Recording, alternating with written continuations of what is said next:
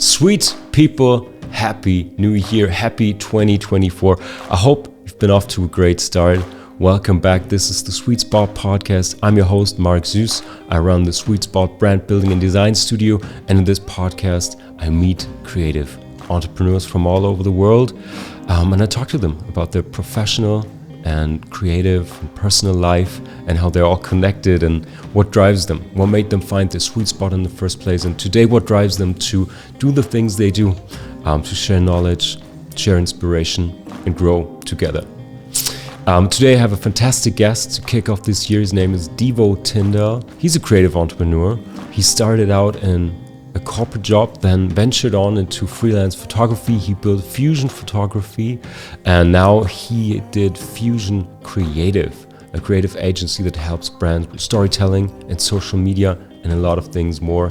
This has been a cool first interview of the year because it didn't go as planned in the best possible way, I must say. I didn't know Deevo personally before this talk, and of course you research people and you see what they do, and you have a list of questions and a line of questioning, so to speak, and it's of course revolving around their careers and their professional work, and maybe here and there touch on their personal journeys. But with Deevo, it took a twist, like in the first 5 minutes of the talk you were about to hear, and we went on to the big questions of culture, of the role of creativity in your life and in different stages of your life. And I don't know where you are in your creative or entrepreneurial journey. Doesn't matter if you're at the very beginning looking for inspiration, guidance, learning from other people's stories, or if you're deep in and you just want to reconnect with others, see how they're conducting their careers. Deevo has a fantastic story about this. So if you are feeling like there could be more, there should be more, you have more to give as a career, as an entrepreneur, as a creative, this is a fantastic and inspirational interview for you. But before we dive in, a quick news flash, a quick update. I started this podcast out in German. For the first 12 months, I only did content and interviews in German.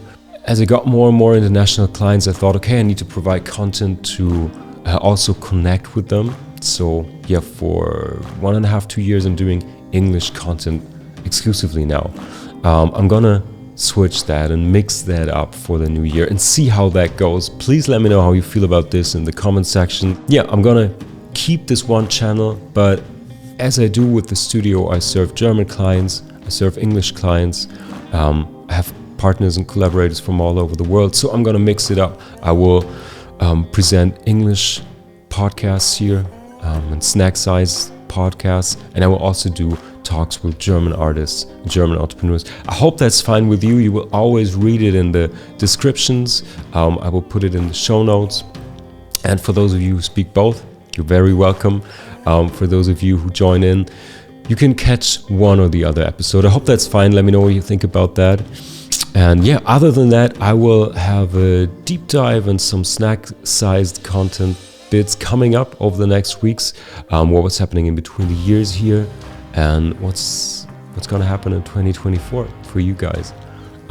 Little teaser: if you're in Hamburg or Germany, for that matter, I think it's worth traveling to Hamburg this year to join one of our creative live sessions here. As I mentioned before, I have a new studio space and a gallery space, and November, December, and also this year we've been hosting live events here. Some of them are team building events, some of them are creative workshops, and I'm proud to say this is a special place for that. People resonate very well with this open space, with the possibility of just talking, recording things, videographing things, or even paint things to connect with their team.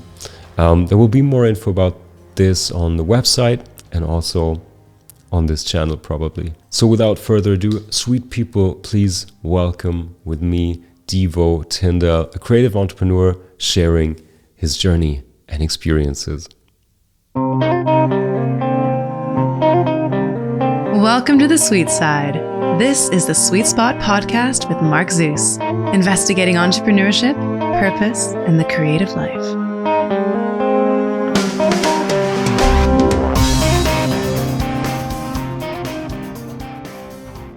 Sweet people, it's my pleasure today to talk to Deevo. How are you? I'm doing great, Mark. Thanks for having me on the show. Great to have you here. Where are you at right now? We have some kind of a time difference. Let's get all the sweet people on board. I am in Charlotte, North Carolina, United States. So on the eastern side of America. Awesome. Never been there, but sounds lovely. And also what I see on your website and all the content you create, it's lovely there. Really enjoy it. Yeah. Have you ever been to the States? Yes. But so far I've only been to California. Oh, okay. That's where I'm actually originally from, is California. Okay, nice. So what got you away from there? Well, I was married at the time and my wife had lived in California with me for over 10 years, but she just never liked California. It just, for whatever, she grew up on the opposite side of the country, which is, if you spend any time in America, they're markedly different, as I imagine, places in Germany as well. And she just wanted to go home. So I was like, okay, I guess it's what I have to do. So we moved across country, and anyway, we're no longer together, but it's not just because of California. It's not just because of the East Coast. Okay. Yeah. Well, but this is an interesting point, because I mean, we have that in Germany a little bit, but it's a freaking small country compared to the States.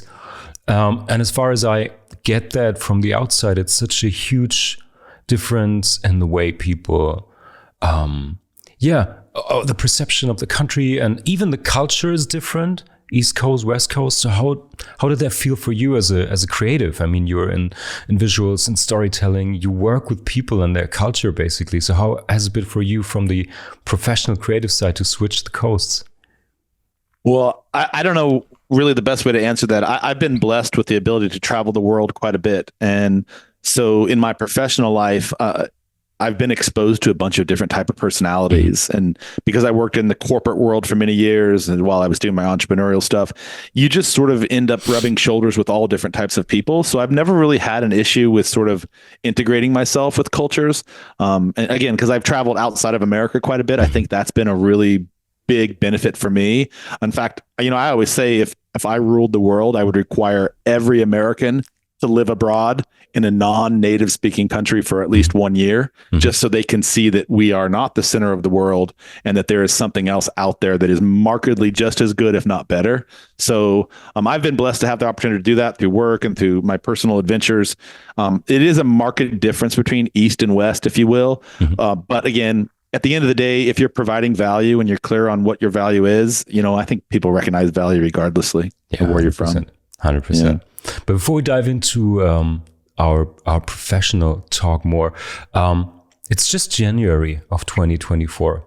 So I wondered, how does Deevo start his new year? Do you as a creative entrepreneur, do you have some kind of routines? How do you set your goal? Do you have any New Year resolution, stuff like that? How do you approach a new year? No, actually, I don't believe in New Year's resolutions, to be honest with you. In fact, I just did a podcast on this last week.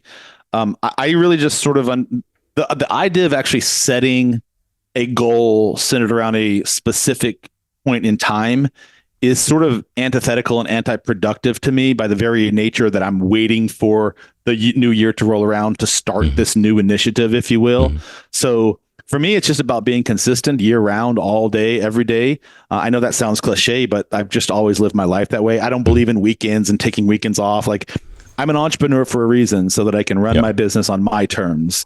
And that sometimes requires working on Saturdays or Sundays, but more importantly, just kind of integrating a consistent, habitual program of developing and growing and nurturing, as opposed to like, one of the things people are always so surprised why their New Year's resolutions fails. And I'm like, dude, it's because you're literally waiting for a year to lose the 50 pounds. Like, why don't you just start right now? Like, why are you waiting until January to roll around? So I don't really have anything special to share with you. Sorry to disappoint you. I'm sort of like, I just like to be consistent all year round in everything I do.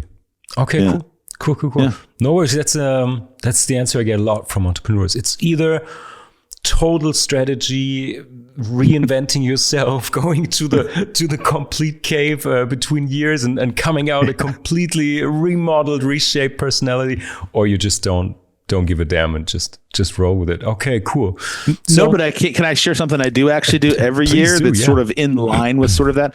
I take a trip away from everything for usually a week just by myself. It's usually somewhere secluded and no humans around and no interruptions. And I write, I journal, I work on the things that I really want to focus on in my business, things that are just sort of need my personal attention. And so for me, I guess you could call that my New Year's resolution, if you will, but it's sort of just my secluded sort of locking myself away by myself and being in my own space with my thoughts so that I can develop and nurture the things that I don't always have the chance to do. That's interesting. I can relate in terms of both as a creative professionally, but also as an artist. I'm really interested in creative routines and also traditions and quote unquote rituals. Like, what did people do back in the days and how does it resonate today? I mean, we later on going to dive into storytelling, which is from cave paintings to AI, probably the same foundation or maybe the same thing that drives people to do it. But I found out about this because I basically do the same thing you do in between years. I take time off. Sometimes I go away, sometimes I stay here, but I journal a lot. I write a lot. I think a lot in terms of maybe images, vision boards, stuff like that, manifestations. And then I stumbled upon this thing. It's an old German, old European tradition. It's called Rauhnächte, which could roughly be translated as smoked nights. It's a very, very ancient thing. Like the peasants did before Christianity. They celebrated like the shortest day of the year. It's 21st of December. And they went into this whole thing and they went very spiritual and they used holy smoke to clean everything. And it was just the time between the years to reset everything and to get ready for the new spring and for the new harvest and everything. So I think it's kind of at least built into this culture right here to take this time off and really, kind of regroup, kind of refocus. So that was something interesting I found out some years ago. What is it called again in German? And then what's the translation to English? What is it?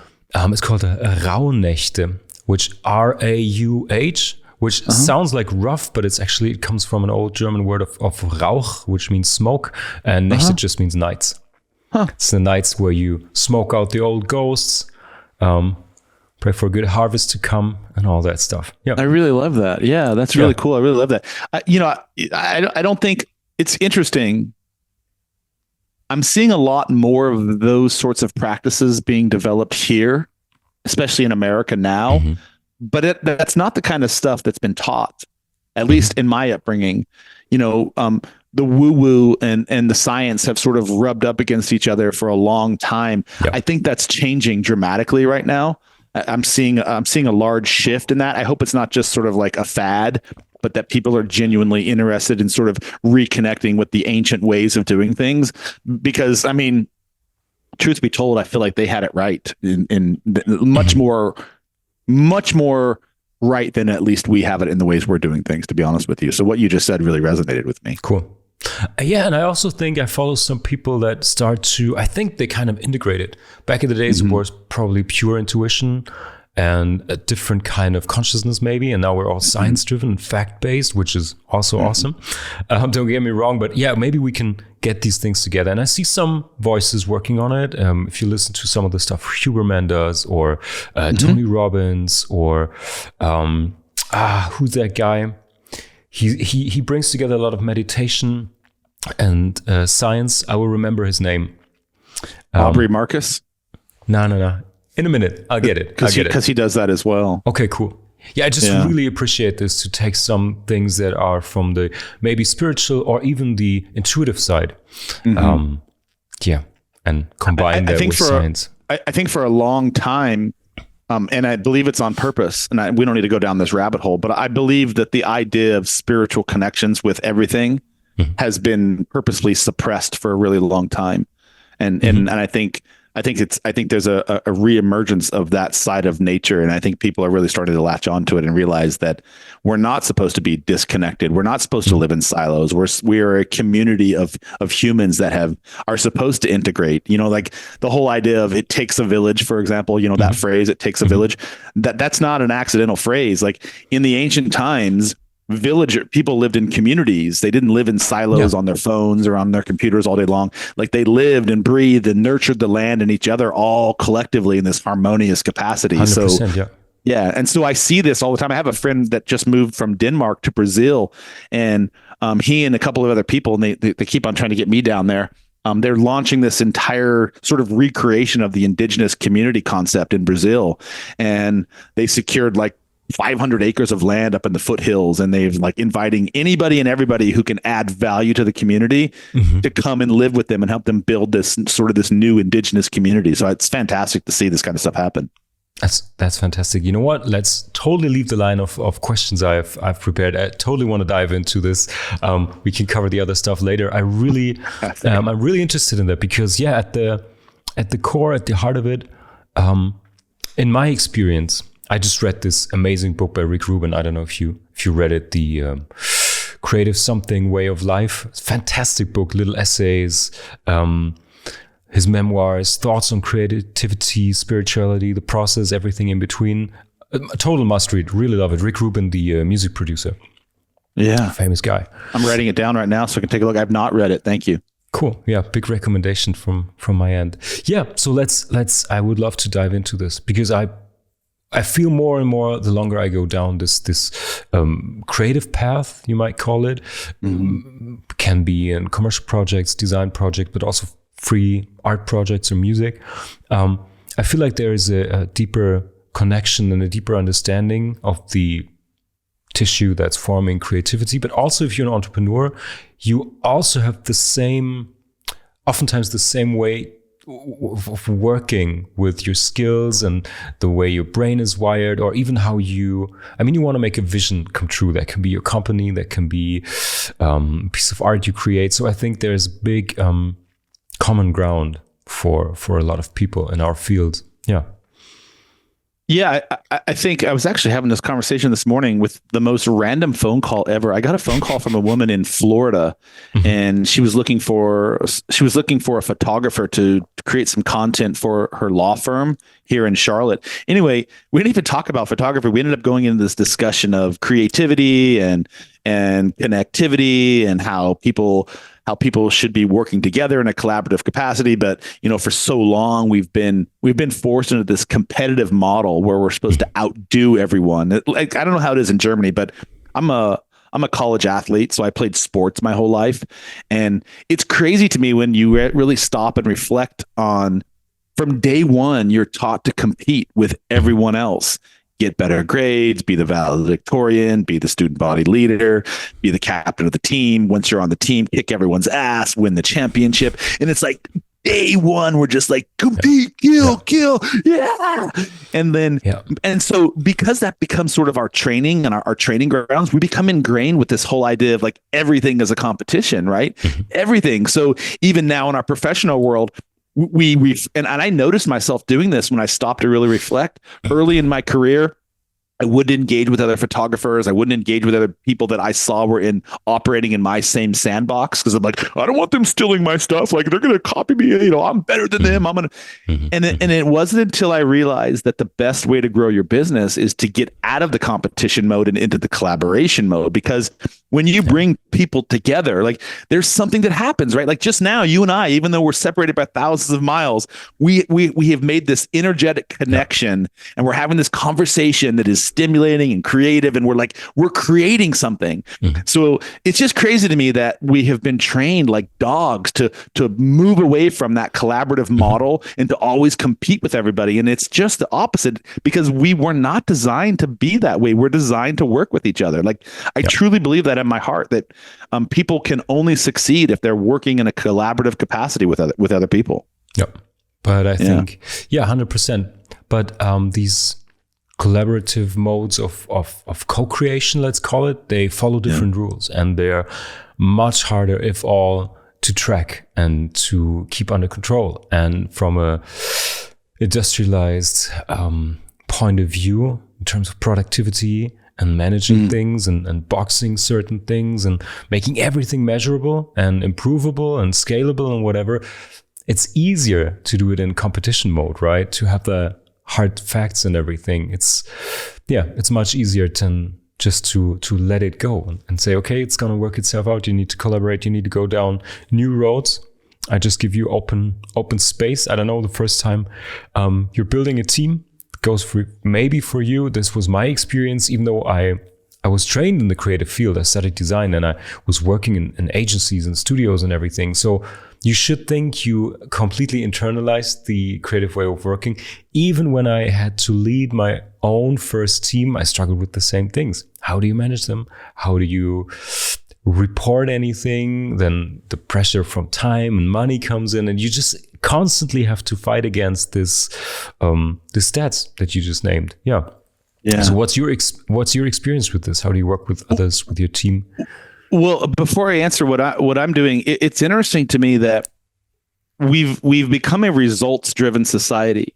And because we have companies that have shareholders and stakeholders, and everything is judged by a metric and ROI. And even in my own business now, I see it all the time, working with new clients, they're like, what's the measurable ROI? And just for a simple thing, like, for example, social media. So one of the things that we do in our business is we help other people manage their social media, and we teach them how to use social media for impact and connectivity rather than just focusing on the almighty dollar and the revenue piece of it, because the revenue piece will come. But that should never be the centrifugal focus of it. What social media was designed, or at least what it should be, is a tool for you to connect with other people, to engage with other people, to collaborate with other people, and ultimately create something with other people. And so sometimes, as you just said, Mark, that's a really good point. You just said, those are not measurable stats that you can sort of ROI and just put on a line item in a spreadsheet. It takes time.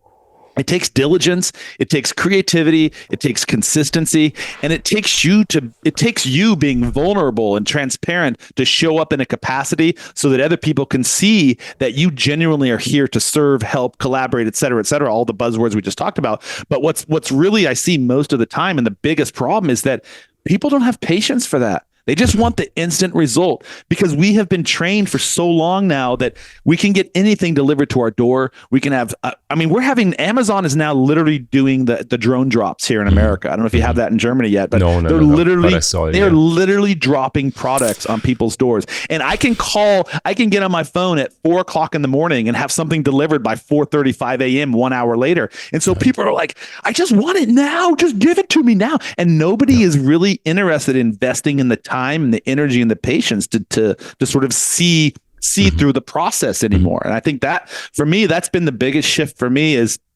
and in my own business, and to answer your question, is really understanding where you are, how do you get there, and then how do you close the gap incrementally in between, as opposed to saying, I want all of that right now, because that gap is so big that it's impossible to have that overnight in most cases, right? And so, but most people don't have the patience to sort of work through the smaller, more tangible goals in order to get here. But if you do that, you'll see that every little step you make in that process, the gap that was way over here, the final outcome, it just keeps getting smaller, and you're not even aware of it, because it's just sort of like a daily unconscious thing. So I guess to answer your question, and for me, it's just really trying to stay true to the process, as opposed to just having this unrealistic expectation for an outcome all the time. Yeah, as an entrepreneur, that's a very interesting approach, and it's a very interesting route to go down, I think, if you want to manage your team better, if you want to create real value for your clients. So maybe before we dive into really what you do and how you do it, I wonder what led you on that path of thinking, because you could also be an entrepreneur who's totally driven by numbers and spreadsheets and all of that.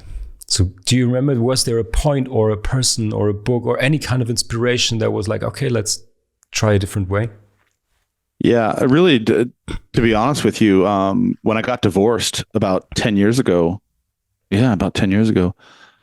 had to it was a really low time in my life. And it wasn't so much because I got divorced. I knew this partner wasn't the right person for me many years before we got divorced. But at the same time that I got divorced, I sort of had to stop and reflect on how I got there. And it took me a lot of introspection and therapy to realize that in every interaction, in every circumstance, we always have a choice in how we respond to that. And we always have a choice in how we show up, right? And one of the things that I had to come to terms with is that I hadn't shown up in the best way possible in my relationship with this person either. And I was just as much responsible, if not more, for the demise as she was. And for a long time, I played in this blame department. It's like, oh, it was her fault. I was this, she wasn't, I did this, she didn't, blah, blah, blah. Right. And it wasn't until I really started to realize that, like I just said, I was just as much responsible for that. And coming to that conclusion, really more than anything else, it started opening up different doors of self-awareness. Mm-hmm. So then it started translating into my business. And then I started realizing that there were ways that I could show up differently in my personal relationships. And then because I was dating again, I had started realizing that I could show up differently in my dating world. And then I have 2 daughters. So I was like, I had to really look at how am I raising my kids? Like, how am I showing up as a model for them? And so I don't really have like that one serendipitous moment. It's sort of like that analogy of the process, right? Yeah. It was a slow drip for me. I started getting back into art. I used to be a painter and I had gotten away from my painting. I used to read literally probably a book a week. I'd gotten away from my reading. I used to spend time with my friends. I'd gotten away from my friends. And at the time of my divorce, I was only sort of like poking and prodding with my entrepreneurial world. I was still working full time in the corporate space. And I realized that the very nature of what I was doing was actually suppressing my creativity and my inspiration because I was uninspired to show up at this 9-to-5, soldier job every single day. And so it wasn't just one thing. It was all these little slow drips of stuff. And I found that the more I made myself receptive to these slow drips, the more my awareness expanded and the more different opportunities started sort of creeping in, and was like, that feels really nice. Ooh, I kind of like that. And hey, this is an opportunity I never thought about. And then before you know it, I quit my full-time job and jumped headlong into my creativity and my entrepreneurial world. And then that started opening doors and all these different things. And it's just, I do believe that this is probably my biggest lesson sorry, I'm rambling here for a minute. I think my biggest takeaway from this, what I just shared, was that I realized that our outward manifestation, our outward appearance, our outward creationism is 100% directly linked to how we are our inner engineering. Like, who are we as people on the inside, and how do we view ourselves? How do we view the world? And everything that we believe is the output of what we're seeing. And I realized that what I believed and what I thought about people and what I thought about myself, it was sort of a shitty perspective. And it was like, that's why I was modeling all of that shitty outcomes. And that's really all that it was. And then as soon as I started making that shift in my head, I was like, dude, there is real opportunity here for me to actually do something with my life and be inspired and feel like infused with creativity. And like, I just wanted to like taste everything. So that's when I started traveling. And then I started to, it was like a snowball effect. And then, and here I am today. So anyway, yeah. Wow.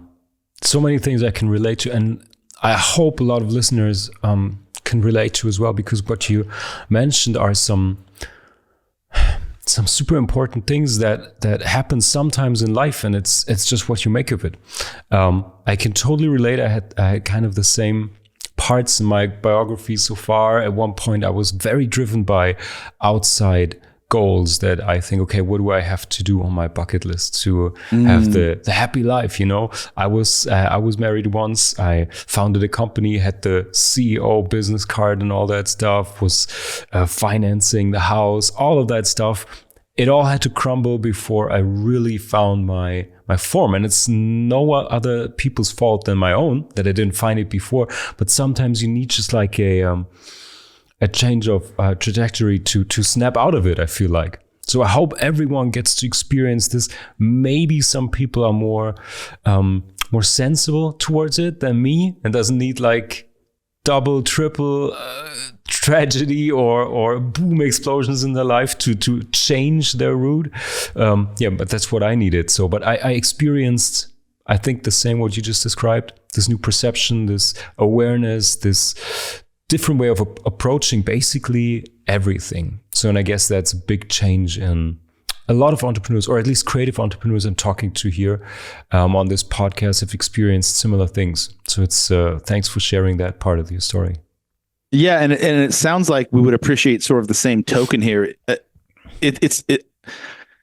I used to constantly ask like, why do things have to be painful? And now my own kids are asking me the same sort of questions as they're becoming like introspective and aware. But it's interesting that the true growth that we go through, like the true gains we make, they only come out of discomfort and pain, because we can sit there and wallow in that and sort of stay on that trajectory, or we can recognize that the pain is sort of this lesson from the universe saying, dude, this is not working for you right now.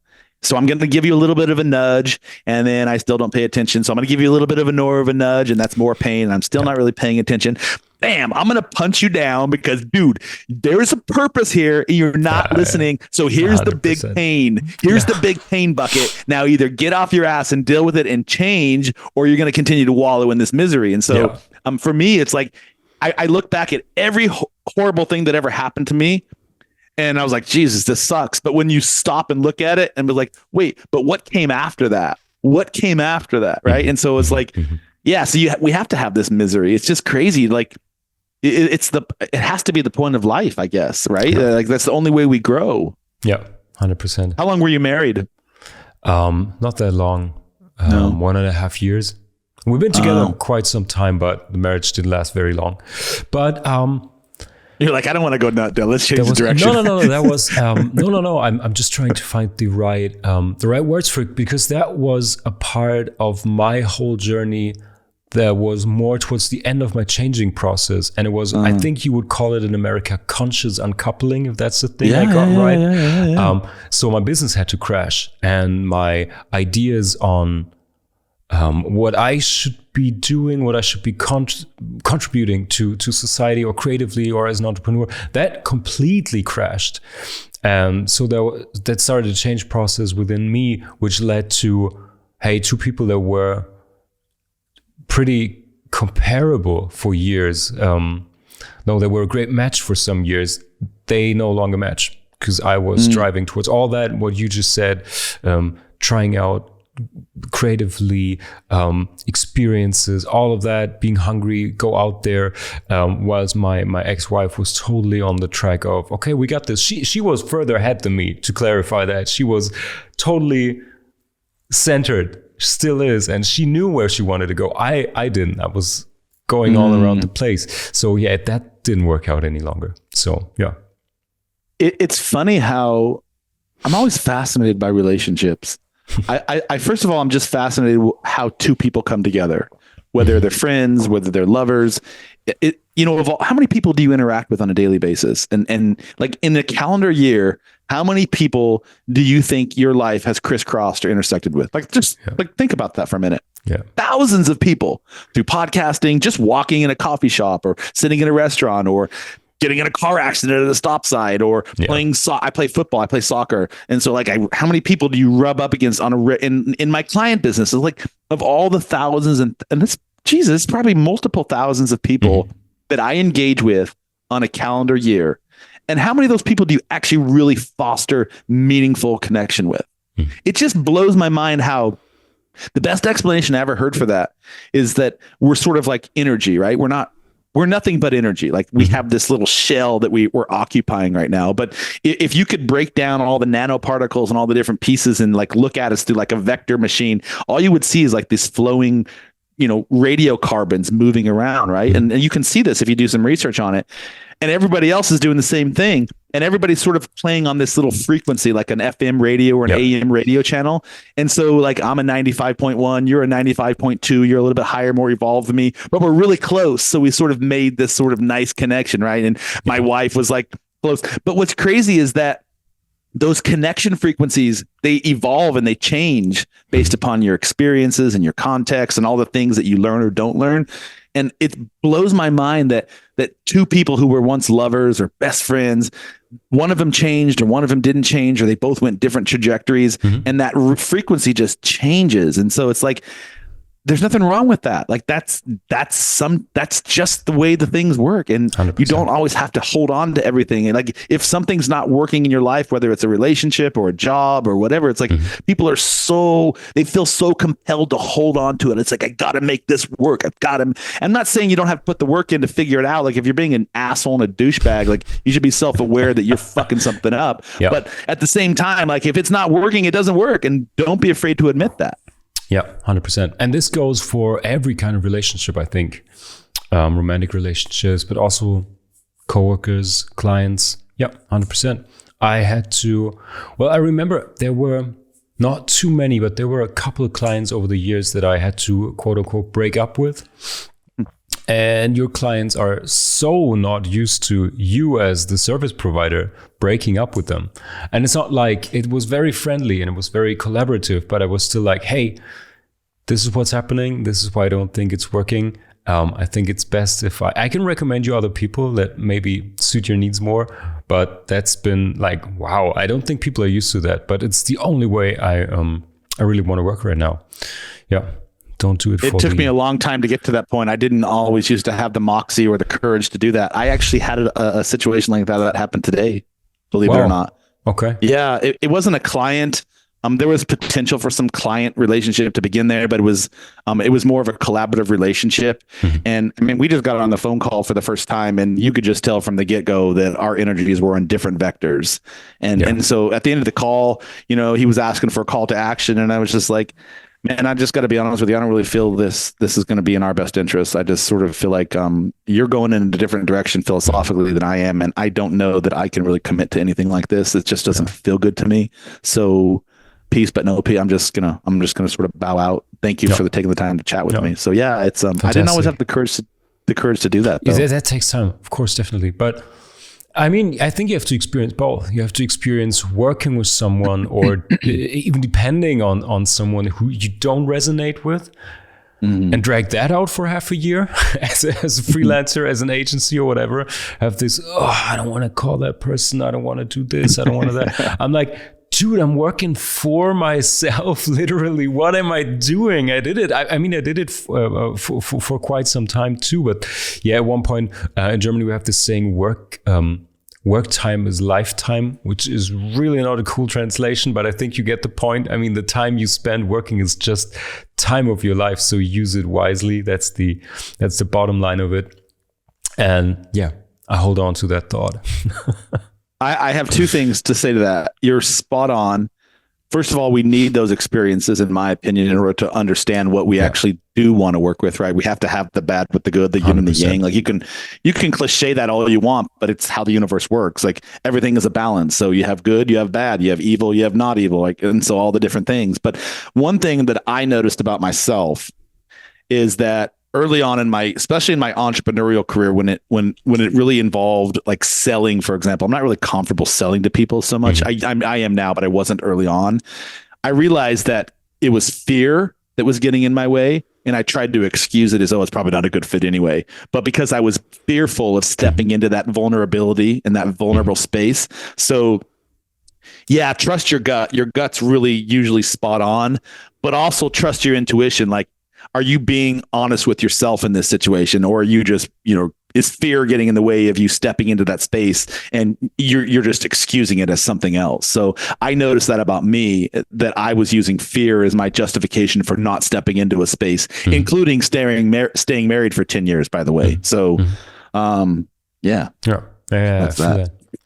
I feel that. And what we're doing right now is so, to me, it's very interesting. And it also has a lot to do with overcoming a fear, because the way we're interacting right now, to me is also, or was to me for some years, totally out of my comfort zone.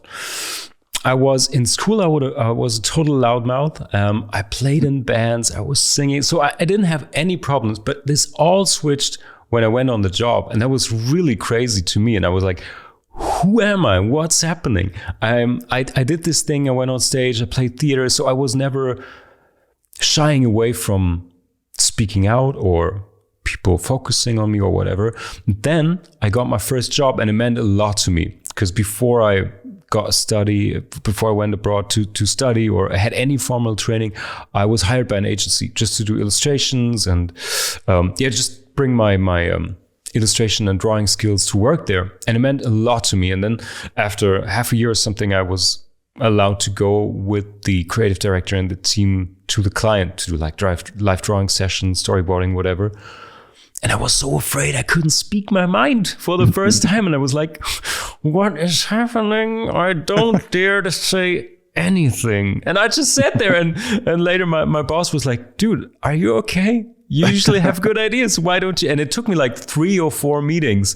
And I'm still up until this day so grateful for my boss to drag me again and again and again into the situations. I mean, after 4 meetings where you don't contribute anything, a lot of people would say, okay, 3 shots, that's it. Maybe he's not made for the client interaction, but he was pushing me. So yeah, today it's working, but yeah, that was a journey.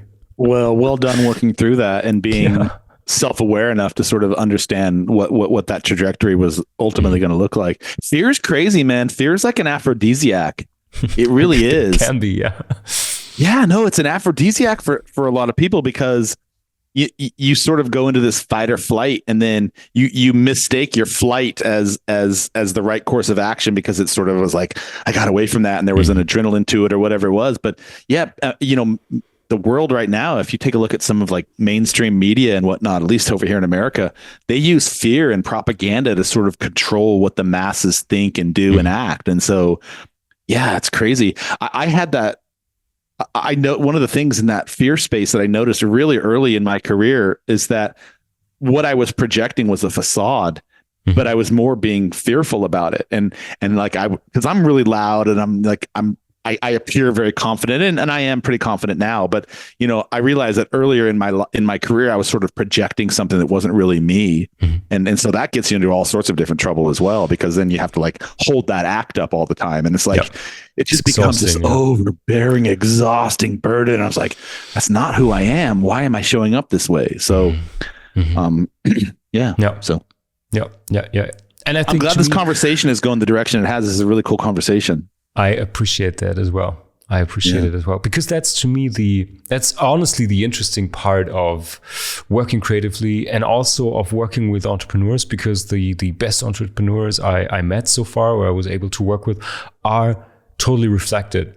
And it's not about revolving around yourself, but using your experiences to readjust the trajectory and to see where on your personal journey you actually are. Because I mean, the best entrepreneurs or creatives I know, they all have a vision or multiple visions or a direction they want to move towards.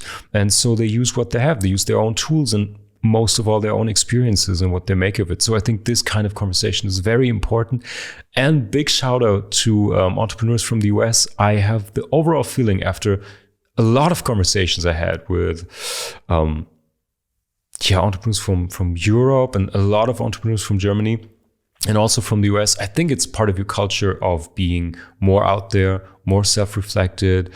You're way better taught in storytelling. You're way better educated in storytelling. You learn it from, I think, kindergarten or middle school, or I don't know when you start with it, but it's just so you're way more engaged in reflecting on your own journey and telling your life story in whatever scale you do it. But this is a part of the attention you have so much earlier. And so you're way more profound or way more fluent in talking about this compared to, let's say, German entrepreneurs who are right here. You have this world famous formal training to be an engineer or whatever, but it's all outwards. It's all numbers and statistics and grades and all of that. And it can, for a lot of old school entrepreneurs, seem very vain to talk about you as the thing, the entity, to have all these experiences and to drive something towards a vision. But I think it's just the right way to go. Otherwise I wouldn't do these talks. That's an interesting take. I've not heard that before. So when you're working with non-American entrepreneurs and you're having these conversations, you find that Americans are more forthright and more creative and more sort of transparent in that space and more willing to more willing to share things, if you will, as opposed to non-American? Interesting. Most of all this, I wouldn't say it's necessarily more or less creative, but the way you can open up about it and the way, talking about that stuff needs some thinking and some training and trial and error, and how do I express these things right? What am I willing to share? It goes a lot into it. What am I willing to share or what not, and on which platform, and what's my personal brand look like? Do I want to talk on a podcast about a marriage? It's my professional persona in here. All these little decisions. And I feel at least in Germany, you're not trained in, you're not supposed to take yourself too serious, and reflecting on yourself and finding a persona for your business or your entrepreneurship is a little frowned upon within the older generation. Within the younger generation, it's much better. But I feel like it's part of the US culture, at least from my experience. Yeah. Well, I think you should pat yourself on the back a little bit as well, because I think your style of communication and your demeanor also might lend itself to people being able to sort of feel comfortable in your presence and have conversations with you. Because truthfully told, in my line of business, one of the things that I see most is that entrepreneurs have what we call imposter syndrome, and they don't want to share their version. They're afraid to tell their story because they sort of feel like, why would anybody want to listen to me? There's everyone else is doing the same thing. And so how am I supposed to show up? So that's interesting to hear you say that. And I'm wondering how much that has to do with culture, which it obviously must if you see that trend. But also, I wonder how much it has to do with you as a human and how you connect with people. I would imagine there's something to be said with that as well. Yeah. Well, thank you, first of all. And I think to me, I can only speak for myself, but to me personally, the tipping point was when I, again, reflected on what I want to do and what I appreciate. This is where it all began. What do I like to consume as a private person, as an entrepreneur, as in whichever role it is? And again, we definitely going to talk about storytelling, but again, this form of, even in entertainment and even the products I consume, the brands I appreciate, the people I like to watch, to listen to engage with, and they all had certain things in common, and there was always that they share personal things. And it's like, I talked about this in a previous interview. It's like if you do stand-up comedy or if you write a story, the more specific you get, the more generalized will be the message. If that's a good way to put it, if you know what I mean. You can't tell a story saying, well, there was a human being in a city and he was experiencing the weather. No, you have to do like John 26, just lost his job and it's pouring down and he's in the street of this and that. And the more specific you make it, the more I think people can attach themselves and emotions, and the better it's going to work. And that's just, so a lot of life lessons really come from creative work. And I thought, okay, if that's what it is, then that's my way in. I want to talk about my failures as an entrepreneur and my creative thoughts. And maybe it resonates, maybe not, but there's no other way to do it for me, at least. Yeah. Yeah. My key things I heard you say that really touched me were the emotional connection that you established. That's everything. Like that's what creates that resonant factor. And the other piece is, there are some people that you will connect with, and some people that will hear that story and grab on and latch onto that. And those are the people that you want to work with. There are other people who aren't going to care about that and will never connect with it. And that's okay. And I think a lot of people get turned off by that they didn't like me. Oh, I must have failed, or there must have been something wrong with me. And the fact of the matter is, there's 8.5 billion people on the planet. There are going to be a few people that don't actually like you, man. Like, not everyone's going to come across. I can promise you that there are people in my time and space, in my 40-some years on this planet, that didn't really like who I was or how I presented myself or what I had to say. And it's like, that's okay. That's okay. As long as you're not being malicious about it and intentionally being a dick or saying something to hurt someone. Like, if you just show up as who you are and your intent is clear and your purpose and your mission are clear and how you deliver that, there are some people that are just not going to connect with that, and that's 100%, okay. Yeah, 100%. And honestly, the worst thing, at least for me, that could happen is no resonance. I'm a resonance junkie in everything I do. If it's podcasts, forming connections to people, even back in the days when I played live music. I mean, the worst thing that can happen is the audience not reacting. If they cheer, perfect. If they throw freaking bottles at you, also okay. It's going to be a fun story later on. But, no reaction, no resonance with an audience is, to me, like the worst thing that can happen. So you always, whenever you put out something that is going to connect with some people, it's going to, you're going to have lovers and haters always. And that's part of it. Just, Yeah, if you're getting bottles thrown at you, you did connect with them. You just connected with them in a different way. A strong connection, though. you still made a connection, though. Yeah. People are going to talk about you for a while. Who's that asshole Mark that came out last night and offended everybody? Exactly. Hey, but I still connected with them. Yeah. The goal is to get less bottles thrown at you, I think. Exactly. Yeah. Go for the non-bottles. I've had a few bottles thrown at me, I think. So, as everyone should. Yeah, and so that's how you learn. Like that's how you learn, right? Mm-hmm. So yeah, it's a good point. Yeah, metaphorical ones or glass ones, either way. I've never had a glass one thrown at me. Yeah, that's good. I did have a homeless man once pull a knife on me. That was interesting. It was like my Batman moment. So what happened? Yeah, it just had a homeless man pull a knife on me one time. I was in college. And where was that? Yeah, in Connecticut, which is on the northeast part of the USA. Oh, okay.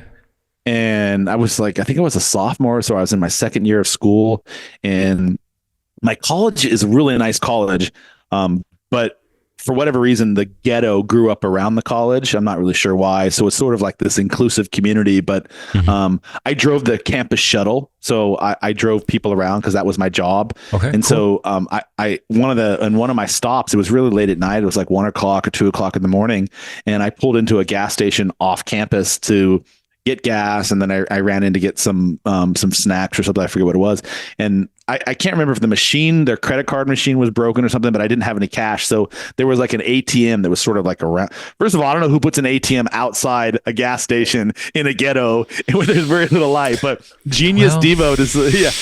In my bravado, I was like, so I played when I was in college, I was a big guy. I played football, American football. So I was like a big dude. So I was like, no one's going to fuck with me. I'm big bad Deevo. So I was like, so I went around the corner and I was like, wow, it's really dark here right now. I'm not sure but I was like, okay, whatever. So I'm literally sitting and I remember seeing the dude when I walked into the store, and I was like, okay, there's a lot of homeless people, so you don't really think too much about it. But I just remember thinking, okay, I took note of the guy.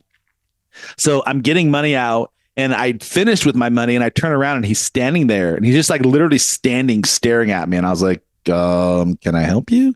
And he just stood there and stared at me. And so I sort of like walked away from him, but he stepped in front of me, and then he pulled a knife out, and he's like, give me everything you have. I need food. Give me your money and everything. And so I was like, dude, all right. Just everyone calm down. No need to get hurt here. So I gave him the money that I just had.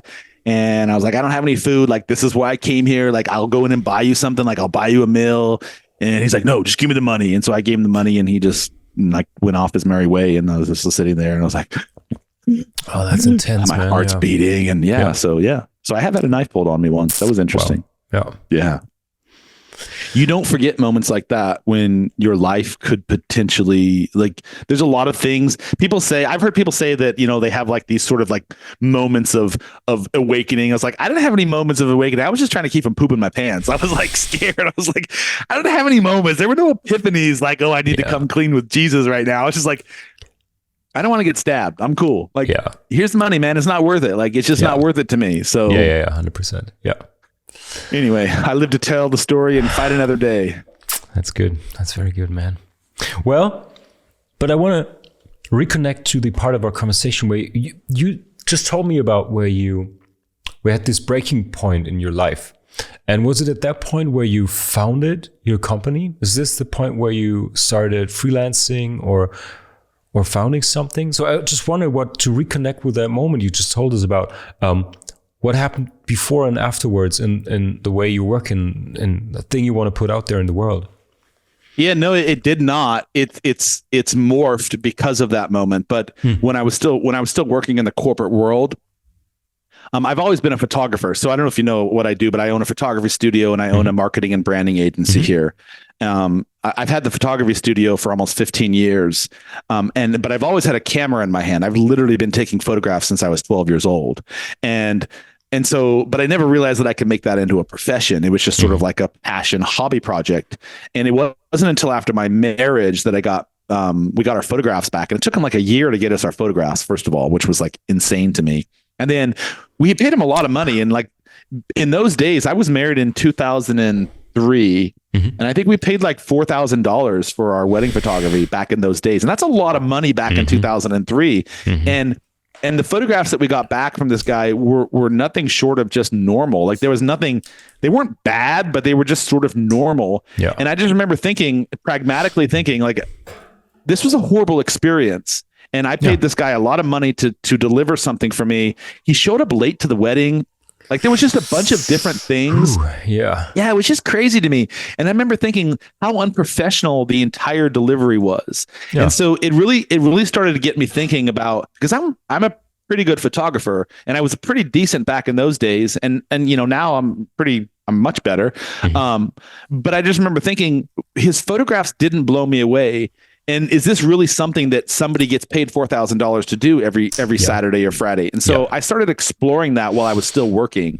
And I actually went out and found a bunch of different photographers that would take me on as an apprentice. Cool. And I found one that would sort of like let me be his bitch. Basically, I carried his equipment around and like I learned to develop in the dark room. Like I learned all sorts of things.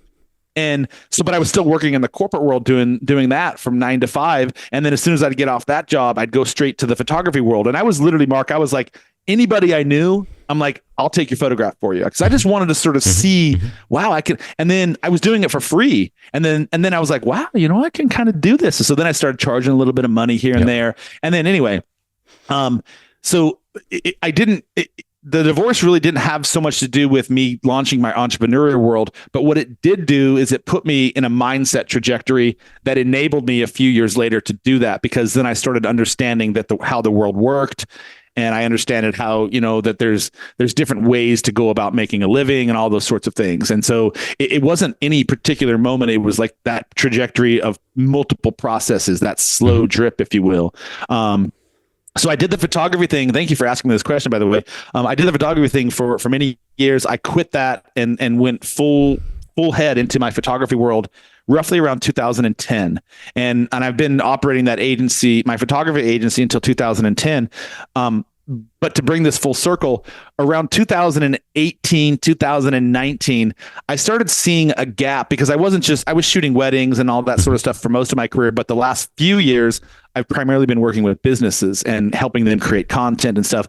And what I was seeing is that I would do all this amazing photographs for you, and then I would turn over the photos and videos to you, but you didn't really know what to do with them after that. Like you didn't know how to share that message or tell that story, right? So I was like, because I would check back in with them and I was like, hey, Mark, I haven't seen you post any photographs. I went to your website and there's nothing up there. Like, and you would be like, dude, I don't really know what to do with them. Like, these are amazing, but I just don't really know what to do with them. And so I was like, there's a gap here.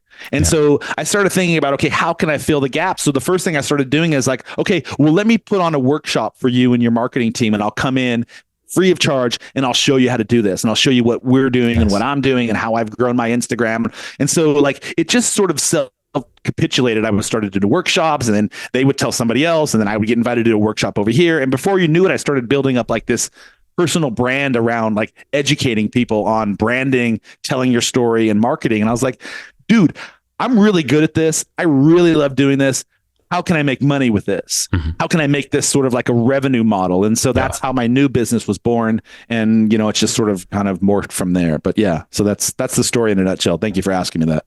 Fantastic. So to anyone listening who is maybe contemplating following their passion or thinking about bringing more of the creative side of themselves into a job, I think, or what rang very true with me, which is a lesson that you don't get if you don't work in the creative field. You said when you wanted to pursue professionally photography or more photography than before, you just did it for free and you asked everyone you know, and you worked with more experienced photographers for free, and you gave workshops when you wanted to scale up your business, and then you became a professional photographer and you wanted to scale up and get a new market share to work with businesses. You started to give workshops for free, and I bet it didn't feel like You give something away that's really painful. It was just so much fun, and you just saw the opportunity. And if people focus on that, and if they feel this, it's just the best thing. To me, I experienced the same, and I just think that's the best thing in the world, because you only see opportunity, and you only have this optimistic energy in these moments, in these days, weeks, months you have there. And it's also irrational. If you run a business, you usually don't do things for free. But in those times, in those magic times that always lead to success, growth, transformation, whatever, you don't look at those things. And it's very different stats you look at, and they work amazingly to bring this to a more rational level. But I think this is super important, because if I work with clients and I'm like, hey, you want to, I don't know, digitize your service, or you want to create a new line of products, whatever it is, approach it playful, approach it with optimism and energy and all of that stuff, and not fearful. If you come from a place of, oh, there's a revenue gap, there's time for money, there's a whatever it is, I think you just have to take that leap. And if that's what you're feeling, you should definitely go for it. That's just my 2 cents. I love what you just said about playful and keeping that nature about you. And I would like to add one thing, because everything you said was spot on, is come at it from a place of serving and not from a place of receiving. And because I think I lived my life before from a place of receiving. I wanted the big bonus check. I wanted my division to be the best. And I always expected something for my service. You know, when I was working in the corporate world, I used to get upset because I didn't get the recognition that I felt that I deserved. Right. Yeah. And it was because I was doing something that I was dispassionate about. But when you become passionate about something, you just want to give, you just want to add value. You just want to constantly help and create, and just sort of like, you don't need the accolades. I mean, the accolades are nice. Yeah. They feel good, but you're just doing it because you want to do it. Right. And it's a different perspective completely. And it's an iterative process. And, you know, at some point you can't just give away everything for free, right? Like at some point, if you're going to be, your resources 100%. Will run thin. And, you know, I'm not saying that you shouldn't. And this is an important point, I think, especially if you're an early entrepreneur. We're not saying, neither Mark nor I are saying that you should not expect to make money for what you're doing or your craft, because everything is a resource exchange. And if you can wrap your head around that, you're asking someone to give you money for something, but you have to make sure that what you're asking them to do, you're reciprocating that as well. And so we understand that we're trying to make money, because unfortunately that's the currency that we all live on. Like, I can't travel, I can't come to Germany to see you, or I can't go to Portugal or do all the nice things that I like to do, because I have to have that resource in my bank account. But what's interesting to me is that bank account takes care of itself if you're doing the work, if you're putting in the time, if you're happy about it, like you just said, if you have that playful nature, and if you don't focus on the outcome so much, and you really just dive into the process and add value, this other piece will take care of itself. It just does. It's the nature of the universe. It's impossible not for it to work that way.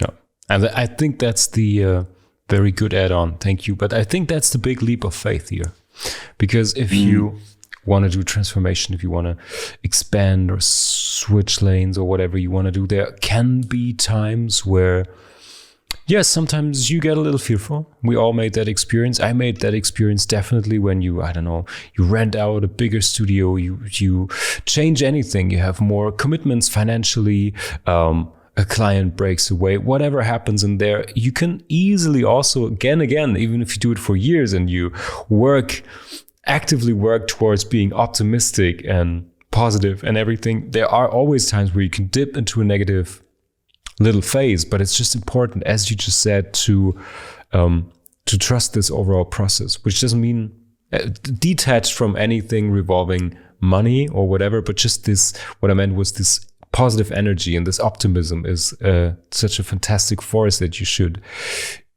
thrive on. And a second thought, I wonder what you think of that, because what you just said made me think of, I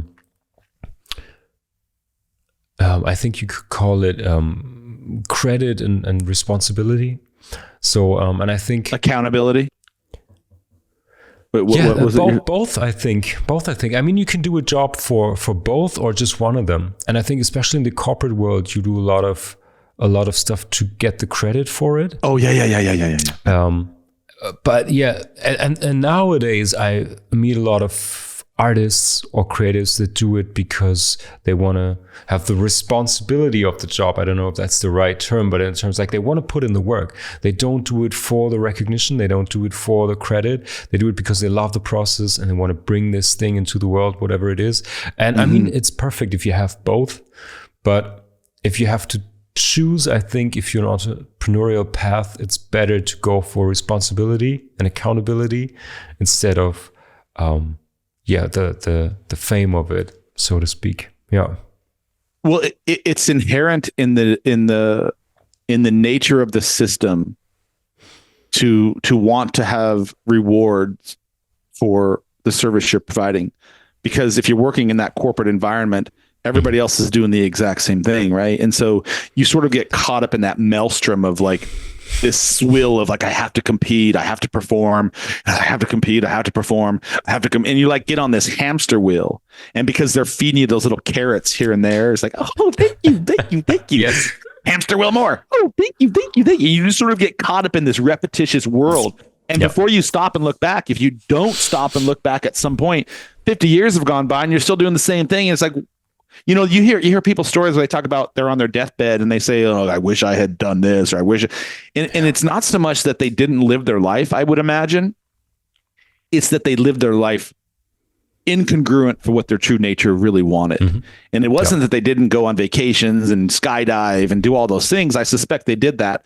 But I suspect if they really stopped before they died and thought about it, it's because they spent the 50 years on the hamster wheel. They spent the 50 years not giving a fuck about anything else, but getting the morsel of credit and getting staying on that one dimensional horse blinder track. And for some people that works. I like, do your thing. But for me, that was not what I wanted out of my life. And I don't want that 100%. Out of my life. And so, you know, if you can find a way to get out of it, I highly recommend it. It's definitely worth the time. It is a hard ass time. Do not expect that you're going to just step away and like, I only have to work on Monday now. Like, no, man, like it's a full time.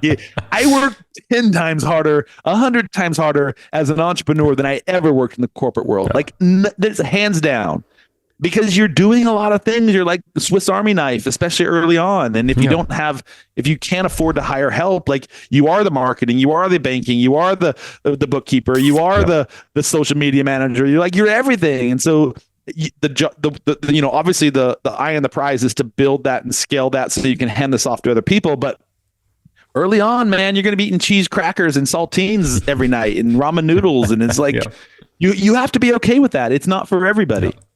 But it can be so much fun, right? It's a blast. It's a blast. I wanted to add something because what you said rings 100% true. But I think in terms of the picture we paint, over the years, I met models that were kind of trapped in that hamster wheel. From the outside, I mean, if you describe a corporate job in your little cubicle, everything is gray, all of that. I mean, a lot of people can relate that this is not living your perfect life or not fulfilling or pursuing the road you should be going down. But this can also happen with a lot of vanity jobs, as I call them. I met influencers, I met models who were like, I'm really passionate about this, but I also look good. So this is like the easy road to go down now. And they had self-esteem problems and it didn't feel fulfilled, even though they had like a job that a lot of people would dream of. So I think really my question towards you is, what would you recommend to people who maybe have an itch, maybe have a feeling that that they didn't find that for themselves, or they didn't have the guts, the opportunity to get out of this hamster wheel? We both, I think, had some outside force, some little push from life to go to a different lane. But what do you think? How can people listening get more conscious of their situation and maybe build up some energy to change something? I think everybody gets that push. I think the difference is that not everybody is aware of the push and what the push really is. And there's an argument to be made that for many years of my life, I was blissfully unaware of what those pushes were. I just sort of like, it is what it is, right? So how do you become, so I guess that's a two-part question I heard you say. how do you become more self-aware around being cognizant that there might be something else? Is that the first part? And how to act on it? Yeah. I think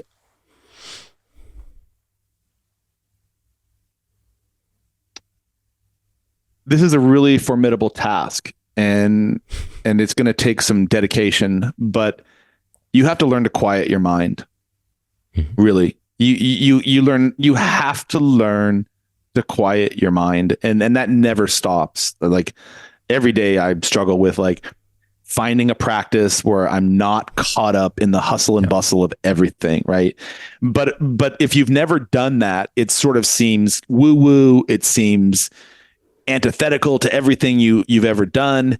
It seems a bit odd that you're asking yourself to go sit in a quiet place and do nothing. Yeah. But if you can do it, and if you can force yourself to do it, and you can start small, like instead of like, I'm sorry, like, my business coach is a former Buddhist monk, and he lived in Nepal for like 15 years. And he literally like lived in a mountainside cliff, and he learned like the whole idea of like the science and the spiritual elements of learning to meditate and mindfulness and all these things. And, he can sit for like 2 hours in like complete stillness and not even breathe. And I'm just like, I spent a week with him in Mexico recently. And the dude would like wake up at 4 o'clock in the morning and go out by the pool, and he'd just be there for like this. And I'm like, he was like a gargoyle, not moving. And I'm not suggesting that you're going to be a gargoyle, but one of the things that I did early on in my space is just, I established a habit that every morning before anything else, I wouldn't turn on my phone. I would sit down. I would write out. I used journals that had prompts so that I could sort of like focus myself into that space. And I set a timer. 5 minutes, and then I evolved it to 10 minutes, and I got it up to 15 minutes, and I would move to 20. And I was like, no matter what happens, I am not going to leave until my timer goes off. And it's an interesting thing happens over time. Just like, if you're a basketball player and you go outside every day and you learn to shoot the jumper, or if you're a chess player and every day you play a little bit of chess and you challenge yourself, or if you're a writer and every day you write, or whatever it is, no matter what it is, if you spend a little bit of time on it every single day and develop a habit, it just slowly starts to improve. And so if you're struggling with finding the self-awareness, set yourself really small goals and spend the time to develop the habit to do that every single fucking day, no matter what. And then what happens in those moments of quietness, which I struggle with still every day, is that other things start to happen. You become more patient. You become more tolerant. You become more mindful. You become quieter.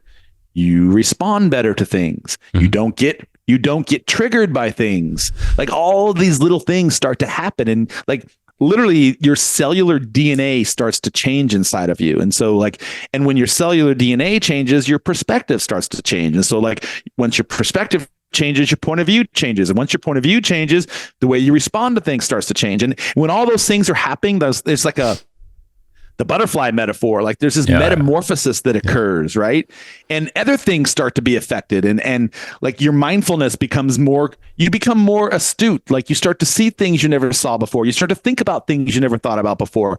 And it just kind of takes on a life of its own, and it's going to be different for everybody. But at the core of that for me was like having a habit and developing the habit and sticking with the habit, just like you would your jump shot or your goal kick or your chess game or whatever it is. Like you have to be habitual about it. And then, and so I guess I'll answer that. I'll stop there because that was a lot. Sorry, but yeah. No. Perfect. You know what? We just made me remember the guy whose name I didn't remember before. Sam Harris, of course. I don't know if you know him. Yeah, he's investigating a lot of meditation, transcendental meditation, spirituality, and he brings it together with science. And I think you said one of the most impactful podcasts I think I ever heard was his episode on thoughts. And it's a sentence I heard many times in my life. You are not your thoughts. You hear that a lot. But I think he has a whole episode on that with little experiments. You can think along, go along as he says it in the episode, and that was still today. He got me on the right foot, as we say. This rings true, and I remember this once a week. I think if you feel that you go off, into a bad direction, into whatever. We sometimes spiral down a bad road. I think everyone can relate. And just to remember and refocus to say, hey, thoughts appear. If you were practicing Buddhism and meditation, you're very well aware of this. But yeah, thoughts are like the water washing on and off the beach and stuff like that. I mean, we all heard these sayings, but if you try and apply it, this is incredibly helpful. So I think to get in that mind space, you have to become familiar with new ideas, maybe radically new ideas. If you never tried spirituality, do it. Whatever it takes to get you there. If you have to microdose, go out into a silent meditation treatment, whatever it is. So I would love to add to your suggestion to develop and work on new habits, which I 100% agree. But I think a lot of people are so caught up. If you do something for 10 years, if you establish a life and routines in every part of your life for like a decade or something, you maybe need to break out of them. And that can be also very gentle. You can say, hey, I have a fantastic friend. She's based in LA. I had her on the podcast. She's a musician. And she takes herself on adventure day once a week. Probably not all of us can do this, but you can say once a month. And even maybe it's half a day or something. Shout out to Sam. Thank you for that suggestion. Block yourself off for like 4 hours and have yourself a little adventure. Maybe you don't know where you're going to take yourself, but try and get yourself to make new experiences. And then I love that. Yeah, you're out of your routines, and then you breathe, and then you get aware of things you maybe really want to do or you need in your life. But sometimes you just need a stretch. You need to break free from, okay, I know this is what I always do, and these are the thoughts that always come. Maybe you have to force a little bit of blank space in between there. Yeah. Mm-hmm. I love that. That's all great advice. You know who else says something very similar to the Sam Harris quote is Eckhart Tolle. Are you familiar with him? Oh, yeah, of course. Yeah, he talks a lot out there. He's fantastic. Yeah. Yeah. Wow. He talks a lot about that sort of stuff. Yeah. Rumi does a lot of that stuff as well. If you read any Rumi, he talks a lot about that. Not yet. Okay, cool. Yeah. Well, man, it's fantastic that you're in this journey of self-discovery and just sort of the self-awareness. It's been a wonderful conversation to learn from you and hear your take on things. And I really enjoyed this. So thank you for the opportunity. Thank you so much. But before we get towards the end of our conversation, I definitely want to dive into your professional part, because I think what we covered is our entrepreneurial experiences on how to clear up your vision, your trajectory, your everything that goes into yourself and doing the work. But I'm really interested in, you just talked a little bit about how photography were your roots. Now you started with Fusion Creative, an agency, I would say, classical agency. Yeah, so maybe you can tell us a little bit about what you do today, because where did that journey start? Because I read on your website, you say you craft brand narratives, which sounds very compelling. I want to learn more about this. And you also said something I really like is, you said, we work with brands at pivotal moments of growth and expansion. And this is this is one of those points we debated just the last hour for us as entrepreneurs, but this can also happen to your company. So how do you identify these moments of growth or these special moments, and what do you do with these companies in those moments? Yeah, first of all, thank you for reading and doing some research. I appreciate the thought that you put into it. We all have these pivotal moments, whether you're an individual or a company, and I think it really starts with the leadership. So whether you're a solopreneur, an entrepreneur, or you have a small business or a small team behind you, I think it's really clear that as business owners, if we're in any capacity, if we're selling something and we're expecting someone to give us money for whatever it is we do, whether you're a business coach or a podcaster or you're an actor or whatever it is you do, you're an industrialist. At the core of all of that is really having some clarity on your purpose and really understanding why you're showing up in the world. Like, why did you start this business? What's the point behind it? What solution did you envision when you were on your mushrooms or smoking your weed or taking that long walk on the golf course, when you had this great epiphany to start this business? what was that about? Why? What was the purpose? And you hear everyone throwing the cliche buzzwords around your why and your purpose. And like, for me, like what that becomes your North Star. And if you're not clear on what that is, then you need to take some time to begin with, individually, with your team, with your best friends, with your whomever, your business coach, your advisor, and really spending some time to understand how do we take where we are, be very, very crystal clear on what value we bring to the universe, and then how do we share that message cogently, succinctly, and with clarity with the right people. And so that pivotal moment is when you've come to the point where you realize that you might not be talking or selling or engaging with the right people. That pivotal moment is when you realize that you think you need some help in getting your larger message out to a larger audience, or when you think that you might need some help on getting that engaging with the right type of people. And so our job, once you've come to us with that conclusion, is to go in and then sort of deep dive with you like a therapist. I don't consider us to be a classical agency in any way, shape, or form, by the way. I'd like to point that out. We do a lot of different things that incorporate spirituality, self-awareness, psychogenics, psychometrics, really understanding who you are as an individual and a company, and what is the ethos that you're bringing to this corner of the world that you're trying to make a difference in.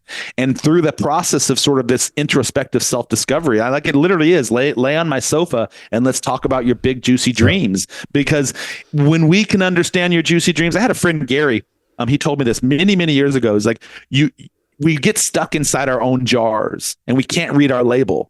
And so what happens is somebody else can see your label, but you get so caught up in like the process and like doing the stuff that sometimes you need someone else to come inside and say, okay, here's what I'm reading and it ain't so good, or here's what I'm reading and you're completely off mark. And so our job as an agency, and my job, and what I'm really, really good at, is I'm very intuitive and I'm really good at connecting with people.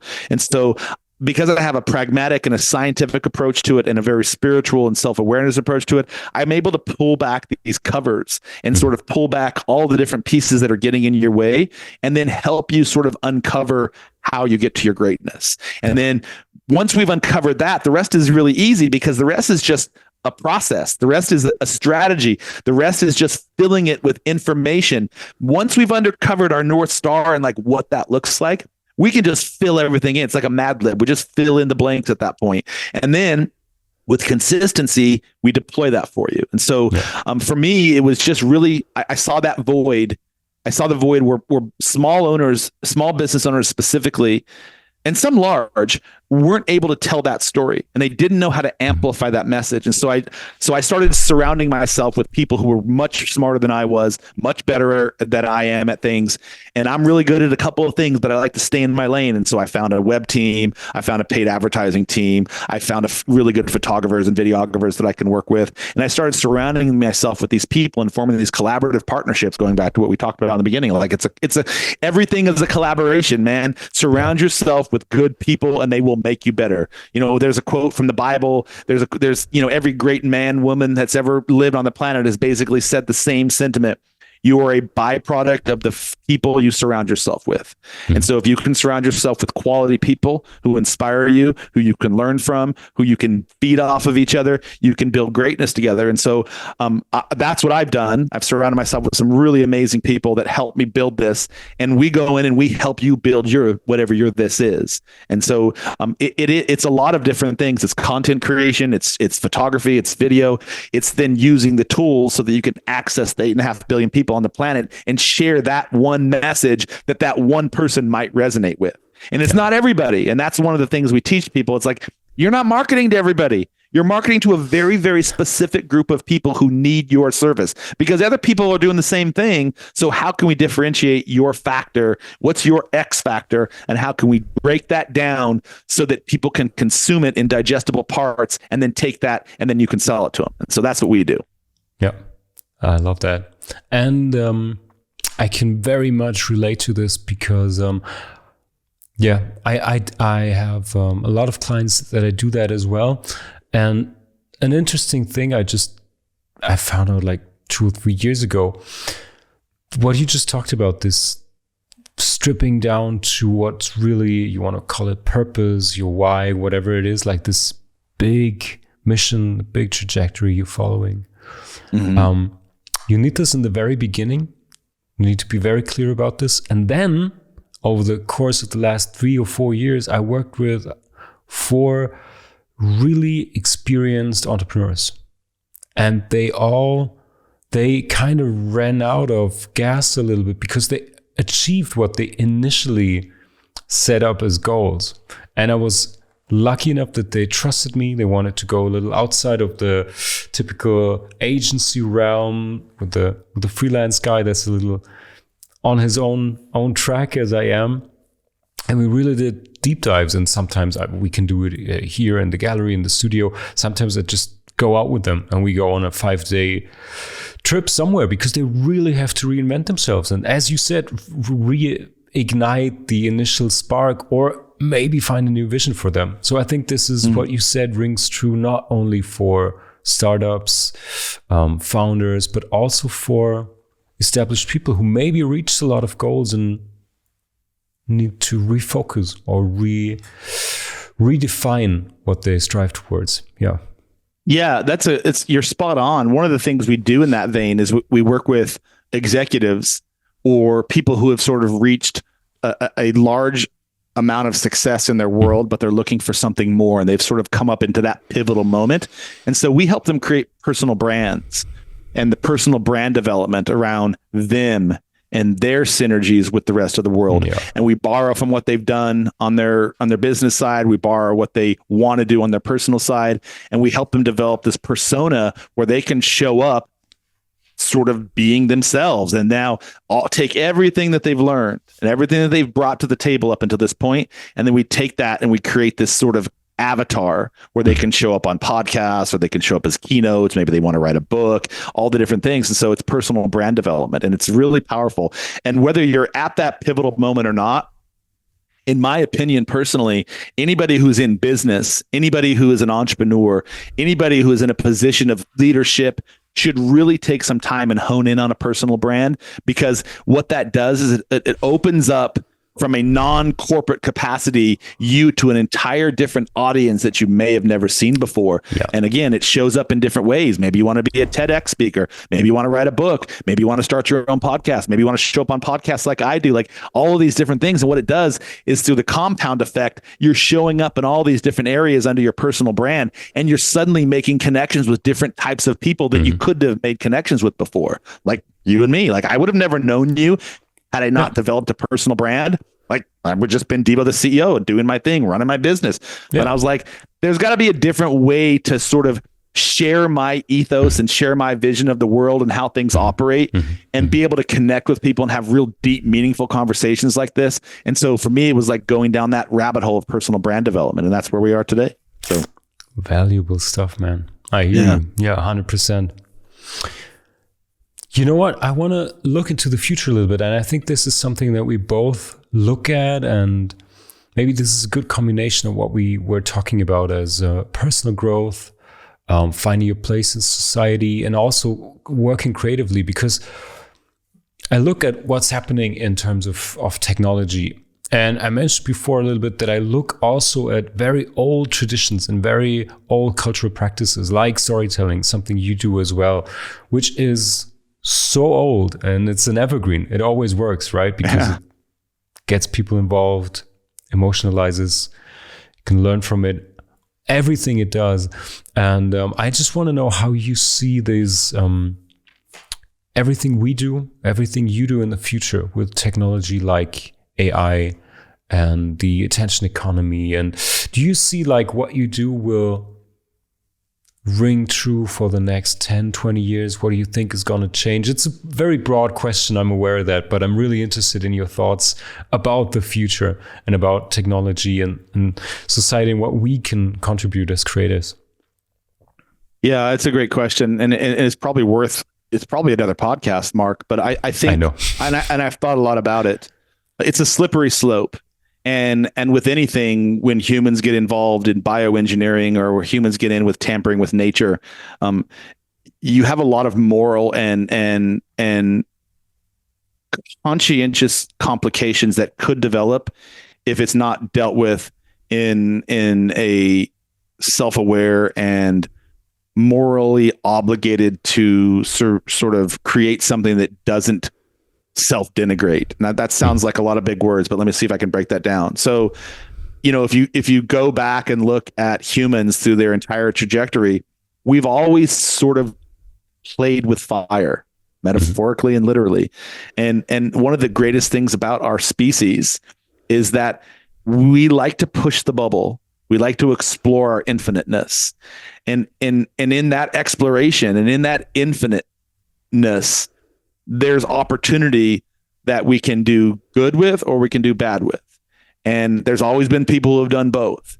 And I firmly believe that the human spirit of engineering is ultimately light and good. I do believe that. I believe there are some horrible things that are going on the planet right now. I believe there are some horrible people that have existed prior to us.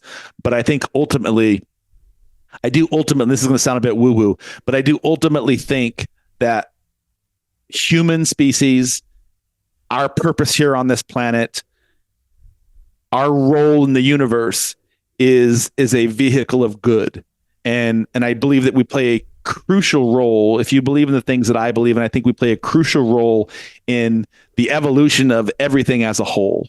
And I think that everything is connected. No matter what it is, I think we're all connected. I think the universe, I believe that we are like spawns from the ultimate star seed of the universe. Like I just believe in that stuff. And I refuse to believe that if this exists, all of this in its infinitesimal greatness and ultimateness that it is, like, dude, where can you possibly see? You can't see my office and my studio, but I've got plants growing with fruit. I've got a lemon tree over here. Like, this shit just does it on its own. It is like, it does it in its own infinite wisdom. And I think it's our job as a human species to evolve into some sort of all-knowing capacity. And in the process of becoming that, we're going to tinker with AI. We're going to tinker with all the things that we've tinkered with. We invented cars, we invented toilets, we invented running water. Like, we've done all these great things. We've come up with we're literally on the verge of like understanding quarks and quantum physics right now. It's like we're splitting atoms and DNAs. We're like recreating species. And I think that some people are going to take that and use that for bad. But I think ultimately humans are going to recognize the inherent value of ascending and creating tools and techniques like we always have, ultimately for the good. And it may come at a cost. I think there's going to be a price to pay. I really do believe that. But I think ultimately, if we can figure out a way, sorry, I'm getting long-winded with this, but I'm really passionate about this topic. I think that if we can figure out a way to harness ourselves like we always have, we blew up half the world in multiple wars, but there's still good stuff happening. Like, even in the midst of all of that, there was a prevailing good that came out on top. And I think ultimately it's always going to be that way. And it has to be that way, because if we didn't have to deal with the conflict and the bad diaspora of things, then how would we know that we could make them better? Yeah. So we have to fill the shit in order to fill the light. And I think there is an amazing amount of opportunity with AI that we can use to our advantage to use as a tool and a vehicle to better science, to better medicine, to better economy, to better homelessness, to better poverty. Like, there's so many things that we can use it for. And I think ultimately really smart people who are way smarter than me are going to find a way to do that. And they're going to be fighting all along with these assholes who are going to try to use it to control and manipulate and destroy things. But ultimately, I think that it's a good thing. I really do. I think it's a good thing. I guess that's my long and short of it. Yeah. And I'm excited about the frontier. I'm not going to be around to see it, but I think that humans in of themselves play a very critical role in the universe, the universal structure. I really do. And then I don't know what that looks like. I was just having this conversation with my partner last night. Like, if we were created by somebody, who the fuck created that person, or what? Like, how does this all work? Why don't we know? And so anyway, yeah. So thank you for that question. Well, thanks for that answer. that's a high note. I think we wanna end here. I would love for you to come back, and maybe we can dive into AI technology and all of that stuff. But to wrap up our conversation, I have 2 quick questions I ask all of my interview guests. You recommended already a lot of good content, a lot of thought-provoking stuff, some sources. Maybe you have a hands-on tip. What are you watching, reading, listening to right now that inspires you, that gives you creative energy? Anything you can share with us? Yeah, I'm reading a bunch of different things. I'm reading Brave New World by Aldous Huxley. That's really eye-opening. Classic. Nice. Yeah, I've never read it before, so I'm reading it. But the book I'm really diving into right now is Covey. I forget his first name. Alan Covey. I don't know how you say it. Habits of Highly Successful People. Haven't read really that good. before. Okay, cool. Oh, it's phenomenal. I'm about 20 chapters in so far, and I have to keep going back and rereading stuff just because he has some fantastic theories. And he doesn't lecture in the book. He sort of talks. He's done massive amounts of research on sort of his positions on stuff, and just a really good book. It's called The 7 Habits of Highly Successful People. The author is Covey, Covey. I find it. I put it in the show notes. Yeah, I think I might be messing up the name of it a bit, but really good book. And yeah, I don't really read one book. I have actually a weird thing.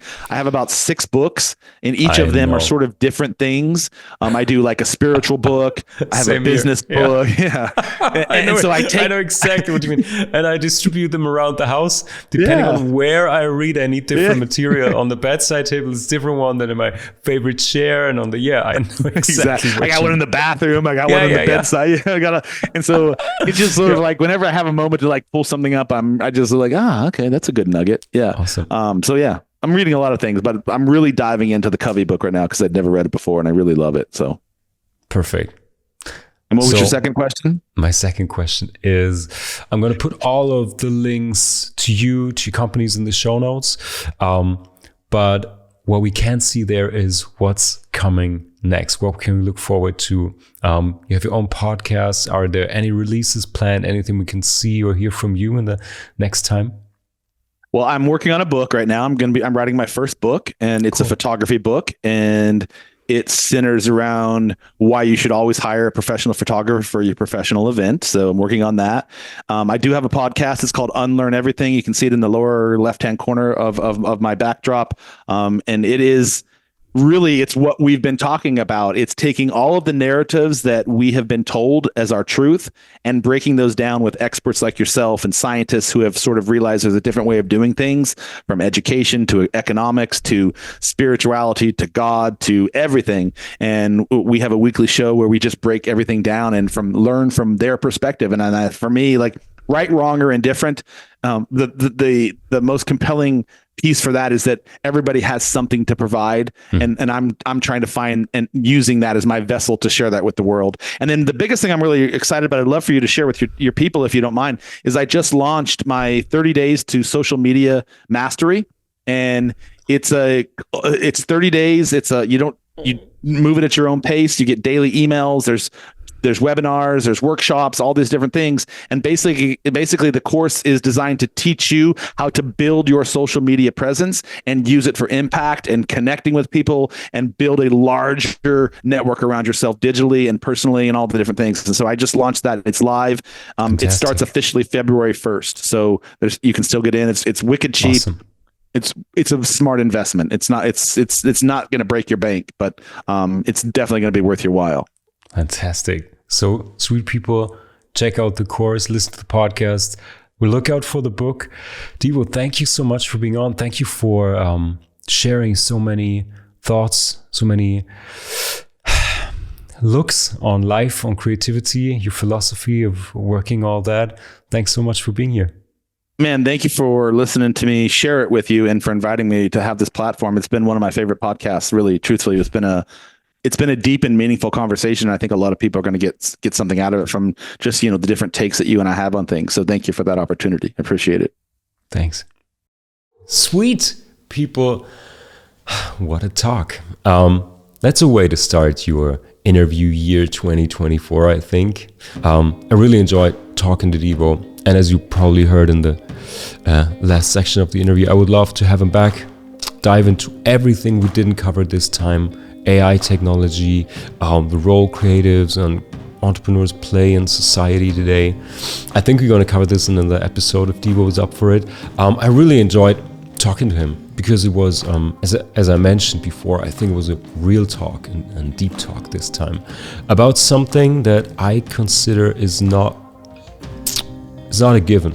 Not a lot of entrepreneurs or even creatives, for that matter, talk about their life journey and the correlation between what happens in your life and how you redirect your vision, your entrepreneurial mission, where you are heading and what's important to you.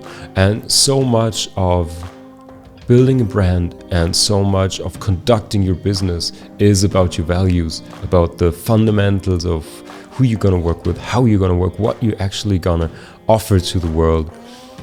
Yeah, and I think it was a really good starting point to have this conversation right here. Even if you're at the beginning of your creative entrepreneurial journey, if you just have the feeling that, hey, maybe there's something more I want or should do, this is a good starting point. And even if you're on track already, you can think about the stuff Deevo said, about the talking points of our conversation. What's the worth of sharing your journey? Is there a worth to struggling and openly struggle and giving out your path in order for others to relate to it and learn from it? And yeah, because we're all storytelling animals, as a smart man once said. Yeah, I hope this inspired you. If you want to learn more about brand building and design, check out my other episodes. There are a lot of English episodes. There's a short format called Creative Coffee Breaks where it's a 10-minute talk about different things concerning brand building, creativity, storytelling, best practices. And if you need help, if you want to build your brand yourself, if you need some guidance, some creativity, some design jobs done, feel free to reach out. You can check out my studio and my work on sweetspot.studio. I'm happy. I'm here to help. And I hope this was thought-provoking for you to build a memorable and meaningful brand. Sweet people, that's it for this week. I hear you on the other side. This podcast is produced by Sweetspot Studio. New episodes each week, wherever you listen to your podcasts. If you enjoyed the show, leave a rating and subscribe to never miss an episode. Find out more at sweetspot-studio.com.